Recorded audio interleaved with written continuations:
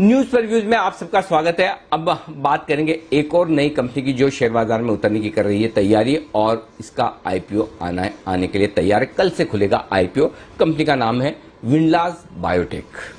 Windlas biotech 2001 में company की हुई थी शुरुआत और घरेलू फार्मास्यूटिकल फॉर्मुलेशन, कॉन्ट्रैक्ट डेवलपमेंट और मैन्युफैक्चरिंग ये सारे कारोबार करती है कंपनी। फार्मा स्पेस की कंपनी है, कॉन्ट्रैक्ट मैन्युफैक्चरिंग और बाकी दूसरे कारोबार करती है ये कंपनी।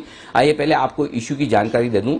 इश्यू का प्राइस है 448 से 460 रुपए और बाकी 3 इश्यू की तरह ये भी कल ही खुलने जा रहा है। 6 अगस्त को बंद होगा। 30 शेयरों की लॉट साइज में आप अप्लाई कर सकते हैं। 165 करोड़ का फ्रेश इश्यू है और ऑफर फॉर सेल 236 करोड़ का है। तो ये है आपके लिए इश्यू की टोटल साइज 400 करोड़ के आसपास की बनती है और इश्यू के बाद कंपनी का मार्केट कैप इश्यू प्राइस पर 1000 करोड़ रुपए के आसपास का होता है। आइए हमारे साथ कंपनी के मैनेजिंग डायरेक्टर हितेश विंडलास साहब कार्यक्रम में शामिल हो रहे हैं। बड़ी यंग, डायनेमिक और वेल एजुकेटेड उनका प्रोफाइल मुझे नजर आ रहा है। आईआईटी बीएचयू से सेरामिक्स इंजीनियरिंग में बैचलर्स की डिग्री ली है आपने। जॉर्जिया इंस्टीट्यूट ऑफ टेक्नोलॉजी से मटेरियल साइंस और इंजीनियरिंग में मास्टर्स किया है। यूनिवर्सिटी ऑफ शिकागो से भी मास्टर्स डिग्री ली है और घरेलू trade, generics, OTC brands, exports, SBVs के सेटअप में बड़ी भूमिका रही है हितेश जी की और मैनेजमेंट के क्षेत्र में 13 सालों से ज्यादा का अनुभव आप रखते हैं। इंटेल यूएसए के अमेरिका में इंटेल कॉर्पोरेशन के साथ भी आप काफी लंबे समय तक काम कर चुके हैं और अप्रैल 2020 से यानी कि लगभग साल सवा साल पहले से इस कंपनी के आप एमडी हैं। हितेश विंडलास साहब, बहुत बहुत स्वागत है आपका। अगर शायद आपका प्रोफाइल पढ़ के मैं सरनेम को कोरिलेट नहीं करता तो मैं समझता था कि आप एकदम प्रोफेशनल एमडी हैं, लेकिन आप प्रोफेशनल एमडी के साथ साथ शायद प्रमोटर भी हैं। आप दोनों ही हैं, राइट सर? जी जी जी, मैं प्रोफेशनल भी हूं और फाउंडर फैमिली, मेरे पिताजी ने ये कंपनी शुरू करी थी 2001 में, तो I am a professional promoter ji. अच्छा सर, ये बताइए कि आप तो इतनी सारी डिग्रीज, इतनी सारी पढ़ाई कर के आप अमेरिका में भी रहे, इंटेल वगैरह के साथ भी काम किया, तो फिर ये एंटरप्रेन्योर बनने का कहां से दिमाग में आइडिया आ गया, या फिर पिताजी ने कहा कि चलो आ जाइए, बढ़िया काम है, आप आगे बढ़ा पाएंगे, ऐसा कुछ हुआ है? जरा आपकी ये वाली स्टोरी बताएं सर। जी सर, एक्चुअली मेरी फैमिली जो है, विंडलास फैमिली, मेरी 3 जनरेशन से हम एंटरप्रेन्योर ही रहे हैं। मेरे दादा ने पहली कंपनी स्टार्ट करी थी 1936 में और फैमिली बिजनेस टुगेदर था 2010 तक। उसके बाद फिर मेरे फादर और हमने विंडलास बायोटेक को लेके अलग से आगे चले हैं। और जब मैं वापस आया तो मेरा एक ड्रीम भी यही था कि इसको एक नेक्स्ट लेवल पे लिया जाए। तो हम उस समय 40-50 करोड़ के करीब का रेवेन्यू करते थे, मेरे ख्याल से 2 या 3 करोड़ का प्रॉफिट। तो आज उससे लगभग हमने 10 गुना अपनी कंपनी को ग्रो भी किया है और मेरे हिसाब से बहुत ही एक rewarding personally also and giving employment to almost 1000 people. 1000 employees हमारे परमानेंट हैं, 1000 कॉन्ट्रैक्ट। तो एक बड़ा फुलफिलिंग जर्नी रही है अभी तक। मेरे हिसाब से तो शुरुआत ही है। जी बिल्कुल, बहुत अच्छा। और हमें भी अच्छा लगता है जब इस तरह से यंग एंटरप्रेन्योर्स आगे बढ़े और कुछ नया और बड़ा करने की सोचें। अच्छा सर, आगे बढ़े उससे पहले एक बार जरा आप अपनी कंपनी के बिजनेस के बारे में बताइए। आपकी कंपनी करती क्या है? क्योंकि बायोटेक में, फार्मा में बहुत सारी कंपनियां, हजारों कंपनियां लिस्टेड है, तो अलग से क्या है, मतलब आपकी कंपनी में क्या खास है और बिजनेस मॉडल भी बताएं सर। देखिए सर, हमारी कंपनी विंडलास बायोटेक लिमिटेड जो है वह एक, उसमें 3 वर्टिकल हैं। पहला जो 85% है CDMO, contract development and manufacturing. तो इस वर्टिकल में हम बड़ी बड़ी मल्टीनेशनल कंपनियां और इंडिया की बड़ी बड़ी फार्मा कंपनियों के लिए प्रोडक्ट डेवलप करते हैं, पूरी रेगुलेटरी परमिशन लाकर और हाई वॉल्यूम मैन्युफैक्चरिंग कर उनको देते हैं। तो वो उस प्रोडक्ट की ब्रांडिंग करते हैं और हम मैन्युफैक्चरिंग एंड डेवलपमेंट। तो ये हमारा पहला वर्टिकल है।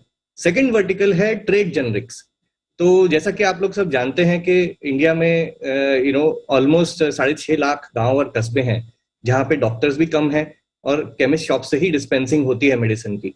तो ये एक बहुत बड़ी मार्केट अपॉर्चुनिटी है जिसको कि हम इस सेकंड वर्टिकल से टारगेट कर रहे हैं और इसमें हमारे खुद के बनाए हुए प्रोडक्ट और मार्केटेड बाय अस ऑल्सो, ये हम इस ट्रेड जेनरिक्स वर्टिकल में हिंटरलैंड ऑफ इंडिया में इस बिजनेस को बिल्ड करने की कोशिश कर रहे हैं। ये बहुत फास्ट ग्रोइंग और वास्ट अपॉर्चुनिटी बिजनेस है।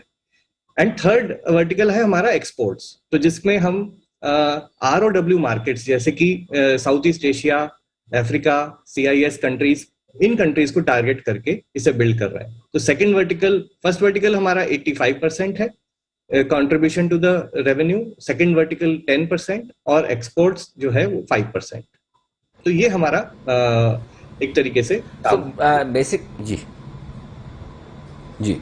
तो सर, तो जो मैं समझाऊं इसका मतलब ये कि मैक्सिमम रेवेन्यू 85% का कारोबार आपका कॉन्ट्रैक्ट मैन्युफैक्चरिंग से आ रहा है, तो वहां पर तो फिर मार्जिन फिक्स ही रहते होंगे।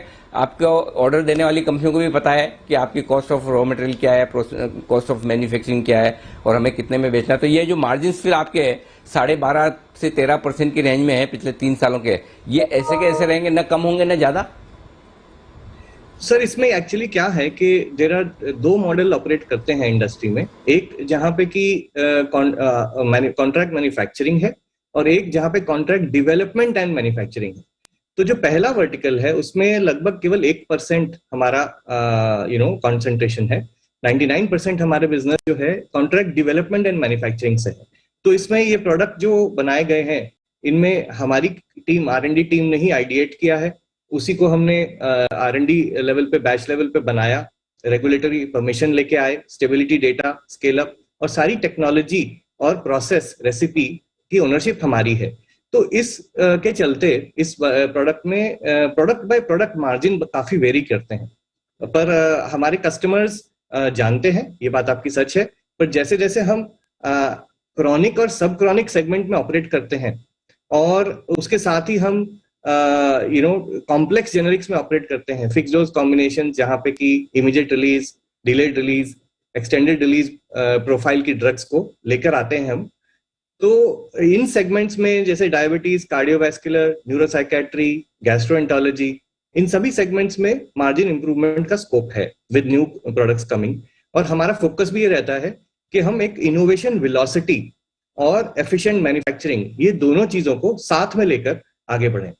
तो इसी के तहत हम अपना नया वर्टिकल भी शुरू कर रहे हैं जो इंजेक्टेबल बिजनेस है, जिसमें कि again margins are expected to be much higher than oral solids and liquids. And हमारा सारा एफर्ट यही है कि जो ट्रेड जेनरिक्स में भी मार्जिन्स बेटर हों और एक्सपोर्ट में भी बेटर हैं एंड इंजेक्टेबल में भी बेटर हैं। तो हमारा गोल यही है कि हम केवल टॉप लाइन को चेज ना करें बट बॉटम लाइन को बिल्ड करते जाएं।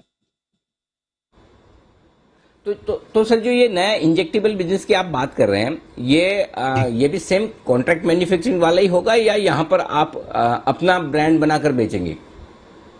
सर, हमारी 4 फैक्ट्रियां हैं इस समय, जैसे कि मैंने बताया 1000 एम्प्लॉइज, और ये वाला ब्लॉक भी हमारे को तीनों वर्टिकल्स को सर्व करेगा।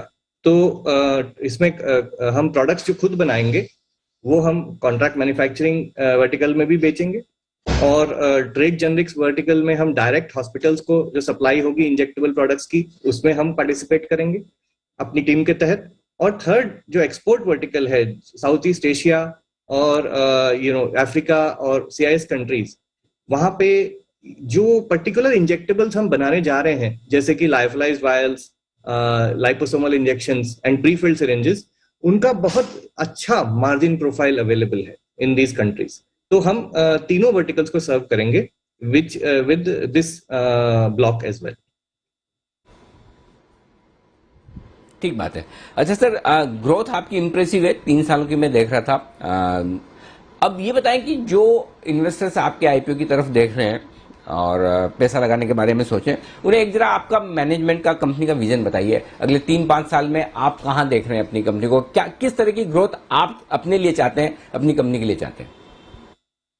तो सर, हमारे पास्ट में भी हम लोगों ने मार्केट की ग्रोथ को आउट परफॉर्म किया है। जब हम इंडिपेंडेंट प्राइवेट कंपनी थे तो लगभग हमारी ग्रोथ 13-14% के कैगर पर रही है। इस समय हम उसको और एक्सेलरेटेड वे में चल रहे हैं। हालांकि market growth, Indian pharma market जैसे आप जानते हैं, ऑलमोस्ट 9 to 11% ग्रो करता है। तो हमारा टारगेट ये है कि हम उससे 3 से 5% फास्टर ग्रोथ करें, जो हमें मिल भी रही है पिछले 3 सालों में, और हमारा इंटरनल टारगेट इसे मेंटेन करते हुए है।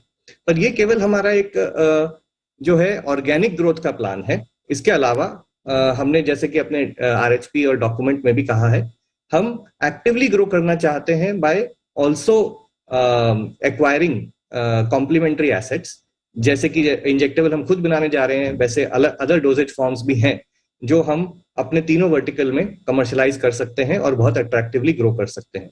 तो हम ऑर्गेनिक और इनऑर्गेनिक में दोनों में फोकस करते हुए मार्केट को आउट परफॉर्म करने का इंटेंट रखते हैं।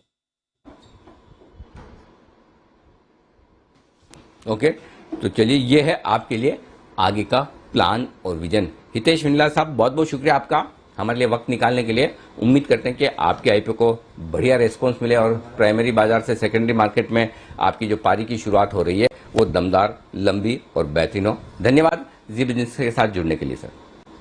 बहुत बहुत धन्यवाद। Thank you. तो ये थे टॉप मैनेजमेंट से बातचीत। विंडलास बायोटेक ये एक और आईपीओ है, ये भी कल ही खुलने जा रहा है। कल 4 आईपीओ खुलने की तैयारी में।